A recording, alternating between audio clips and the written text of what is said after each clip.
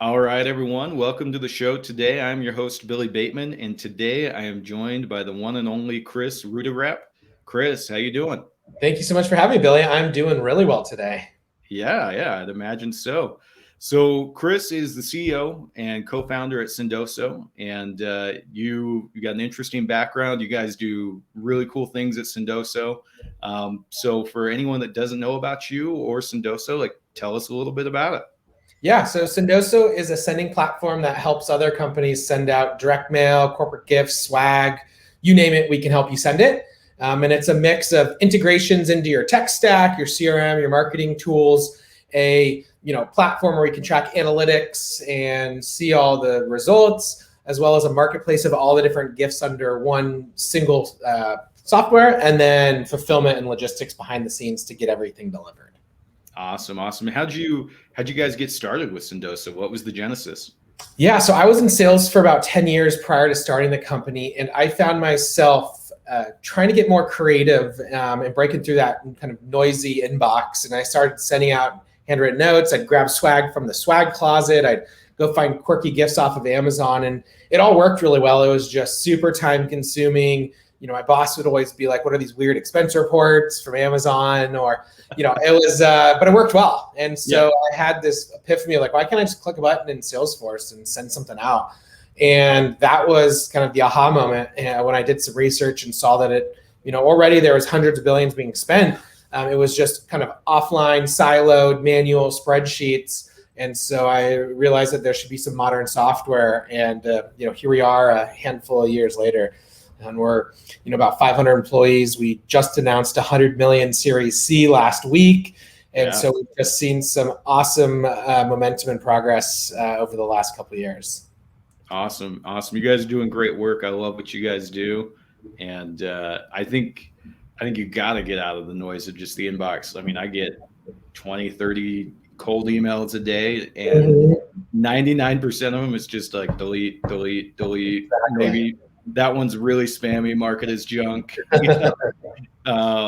But when people send something, I'm like, okay, like let's at least look at what they're selling. Exactly. At least grabs your attention. And I think that's the big thing is how do you grab attention and how do you get creative?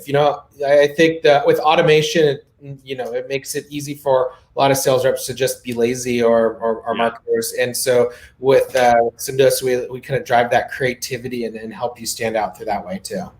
I love it, man, for sure. So, let's get into it. That's what we want to talk about with selling. So one of the things that you brought up, like I really want to talk about a few different things, but let's start with just team selling and get your thoughts on team selling and how that's best done and where that's going. Yeah, so I break up team selling into a couple different categories. So I'd say there's the exec selling, where how do you get your executives involved to sell? How do you get your advisors and investors involved to help sell with you? And then really, how do you get your partners to sell with you? And I think the fourth one, kind of customer selling, which I'd kind of bucket into like referral programs and advocacy. So I think there's something there too. But focusing on those first three, it's something that was near and dear to my heart, being that I was in sales before Sendoso. So then I've always kind of been sales driven.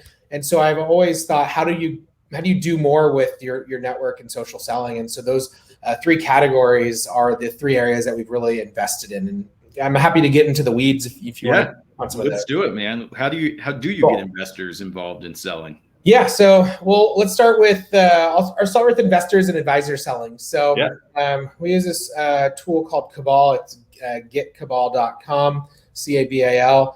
It was actually part of my inspiration the founders took in terms of how we activated our advisor investors. So I think a lot of people have advisors and investors, and they're kind of, on the outside, maybe update them once a quarter or something. And so we've purposefully, I'll reach out and give them updates monthly, but I'll also use this software to essentially ask for introductions into target accounts or existing customer accounts that we want to expand. And so I would say probably every other day I'm making an introduction from one of our advisors or investors. So it's real. It's a process now. It's tracked through Salesforce. So any given month, there's 20 or more advisor or investor introductions happening, and so it's been a great process that we've operationalized through Salesforce, through this other software. We've done training and enablement on it, and so now, as part of the sales process, once you get an opportunity from typically stage 2 to stage 3, there's kind of a flag to say, hey, let's get advisors and investors involved if we can. Awesome. I love it, man. And then what about executives? So executives is another one where we are actively trying to empower our executives to really make introductions and see how they can help. And so I think there's 2 things. On the introduction side, it's really how do the sales team get good at tracking shared connections, checking with the team, creating a program so it's rinse and repeat, and so it's not awkward for an AE or to go and ask our CTO for an introduction. It's normal and it's happening every day, so it becomes part of their process. So I think that's the first part, is really, again, training and enabling it so it doesn't feel awkward. I think if you don't enable and train on it and you just let salespeople be salespeople, they tend to not want to bug a CMO or a CTO, but we encourage them to bug those people. We say the more you do that, the better. And in fact, in some cases, you have to do that to progress an opportunity through its stages. So I'd say we're overly emphasizing the importance of that. I think the other part on that is bringing executives into sales calls to help close bigger deals too. Whether it's a product leader to talk about product vision, whether it's our CTO to talk about security, whether it's our CMO to talk to a peer, whether it's me to talk about kind of the category and executive vision. And so we make ourselves very available, and again, encourage the team to go and put calls on our calendar to talk with later stage deals for this. And so it's not awkward, it's encouraged. And we've seen a lot of success kind of building executive relationships by way of bringing in more people than just, the sales leaders. Yeah.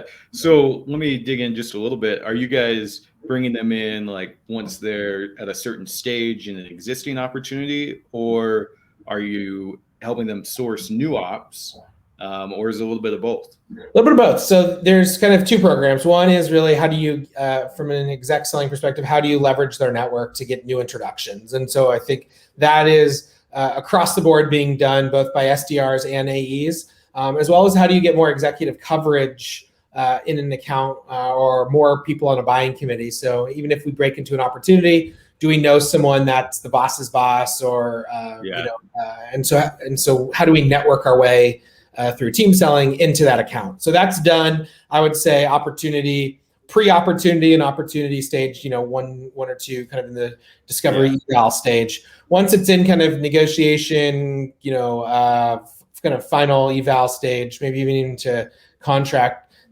pricing proposal stage, that's where we'll more get the executives involved to talk about more of the product vision, the roadmap, the security, the how Sendoso uses Sendoso from an executive standpoint, and really get them bought in on what's next, almost kind of future selling them, assumptively closing them, so to speak. Yeah. I love it, man. I love it.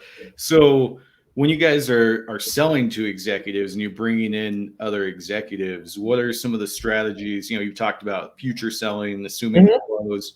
Anything else you guys are doing around that? We do a fair amount of Sendosoing to those people, so we get them as excited. So that's been working well for us as we get them bought in through that. There's other, executive kind of field events that we're kicking off. Again, we did virtual ones, but now we're kind of bringing back some in-person ones as we can in certain areas. So I think that's a good way for us to bring back in some of these executives into the meetings as well, too. Yeah, so you guys doing physical events then again? Yeah, we are. We're actually at a trade show right now for SaaStr. Okay, yeah. There's some kind of happy hour and other events surrounding that. We did a dinner a couple weeks back. I think we're doing some golf outing stuff. So trying to bring it back where appropriate. Awesome, man. Awesome. We're excited to get back. We're doing Silken Slopes Tech Summit next month, and Oh, cool. excited to be at a physical event again. Yeah. Yep. So I was going to say the last area that we've focused on for team selling is really our partner selling. And I okay. think, our partners are an extension of our team in my eyes because, they are ultimately, have skin in the game. They partnered with us for a reason. And so how do we get more out of them? And how do we return that favor? And so we've used tools like Crossbeam and CoSell.io. And these tools are helping with finding overlaps through our CRM data, so we can see, hey, this is a customer to us and a lead for you, or vice versa. So it allows us to be much more data driven in terms of our partner selling motion. And so, an AE can go into a conversation with a much more data driven approach, saying, hey, here's a couple people we need introduced to this account that we know as a customer, versus maybe years and years ago, before those softwares existed, you'd kind of just have those calls where it's like, hey, let's, download your CRM. And it was kind of, or like, hey, who can you introduce me to? And it's like, oh, we're already customers with them. So it reduces some of the back and forth, gets right down to business. And then with that, the sales reps are, doing co-selling. They're jumping on the calls with our partners. We're also doing more workflow management, so we can see who we reach out to, who we haven't, has a partner been involved. And so again, our ultimate goal is, how do we rinse and repeat? And so for all those different areas, we've kind of enabled the team to rinse and repeat in all of these. And I personally think it's helped us tremendously. It's, we're not selling alone anymore. An AE, has, a handful of different ways that they can now, get that deal across the finish line. Yeah, no, what I love about your team selling everything you're laying out is, we all know the buyers, they got more information than ever. Like, we're at a disadvantage. And we usually have, it depends on the size of the deal and the size of the company, but it's usually not just one person making the call. Exactly. Like you got a bunch of people that are making the call on the other side. Like, you need to be more than just a single AE or an AE and an SDR going after any of these deals, if they're any size that's worth, really going after. So I love it, man. So let's talk about social selling for a little bit. You guys very active on social. Yep. What are some of the tactics and the strategies that you guys are using? Yeah. So, some of this, I'd say there's two different areas. One is, how do we drive followership and awareness of our brand through social? And I think that comes with trying to think about brand awareness and investing in that, which also entails investing in content and, creating fun videos, creating, not just using stock images, but we have, photographers on our team that are creating quirky pictures and stuff that we're posting. So it feels more real and authentic. And going above and beyond from a content perspective helps us get better content out there, which then performs better. I think we are, with our social selling approach, also trying to figure out ways where we can make sure that we empower our SDRs and AEs and even CSMs to spend some of their day engaging on social. We've got a couple AEs that I find posting a couple times a week really thoughtful posts, and I'll shout them out saying, hey, good job there. So I think it's, can you time block a half hour to do, social activity, which might sound counterintuitive to some people, but we really promote that as a way to get our brand out there. And then, I was at this SaaStr event yesterday, and time and time again, I was hearing, hey, I saw you post about this event or this podcast you're on, or I saw you, post about this and that. And so while it might not be as trackable in some cases to leads instantly, it's that extra awareness that's going to give you that organic inbound that, is much needed as you scale the company. I love it, man. I love it. So besides, shouting people out, trying to give them some time, what's the secret to getting your team like really excited about doing social? Because we all have a few people on every company that they're just going to do it no matter what. And there's some that just aren't, but there's this big group in the middle that given the right incentive or the right nudge, they'll get involved. Yeah, so we've in some cases we'll have kind of like a contest raffle where it's like, hey, post to social and we'll pick someone to give $250 kind of thing. Okay. So we do that from time to time to kind of train for good behavior and get people incentivized to doing it. So that works. And I think, again, it goes back to creating authentic content or interesting announcements. I mean, we had a ton of people share, our 100 million fundraise round, which is just like an obvious thing to share. But there's other campaigns where we highlighted I remember we did like a dog day campaign and people were sharing that like crazy. So I think it's just that authentic content that you can create, and then make sure that you create a process where you're sharing that back. We have an all teams Slack channel where we're dropping in, posts saying, hey, here's an interesting post of the week. So getting people to realize the visibility and not expecting everyone just to be always following us on Twitter or LinkedIn every day, but to bring that content to where they are too. We also in internal, emails and newsletters also are sharing that intra employees so that they can find those little tidbits of content to share too.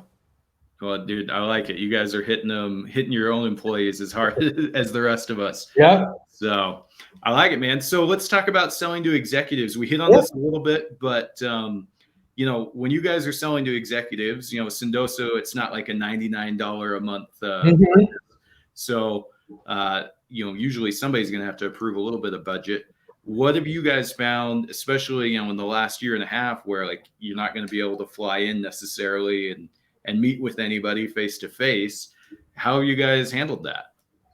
Yeah, so I think it's a mix of one, being able to really demonstrate value and really do good discovery prior to even bringing in other executives into the call. We really have trained up on how do you really understand the business drivers for our customers.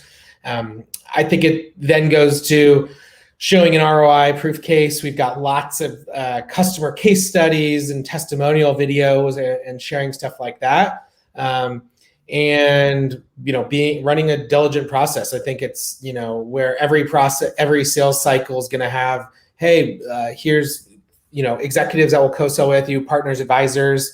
Are you checking those check boxes? So really creating a strong enablement team and ops team that can make sure that we're running this process. So I think the best sales reps are doing things to engage execs, so they're using Sendoso, or they're thoughtful with discovery. But how do we train and make sure that all the reps are doing that? I think is important.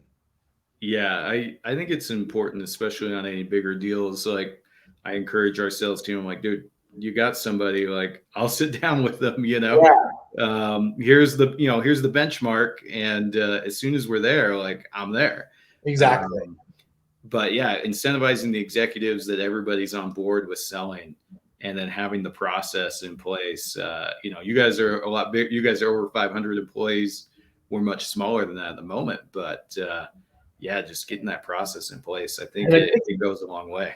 And I think it's important to have that in your DNA in the beginning. So we were really early on. I was our first salesperson, and I was always helping. And then when we continued to grow, we really wanted to ensure that we didn't lose that kind of exec touch. And so we continued to focus on making sure that, as part of, new sales training and new hires and everything, they know that we're approachable. And I probably get slacked, 10 times a day by the sales team. And I'm happy for that, and it's actually hard to really influence that kind of level of activity, as I think a lot of other companies steer away from bringing their CEO in, or the CEO doesn't want that level of involvement. So it's hard to change behavior sometimes for AEs that have, been told not to do that at places.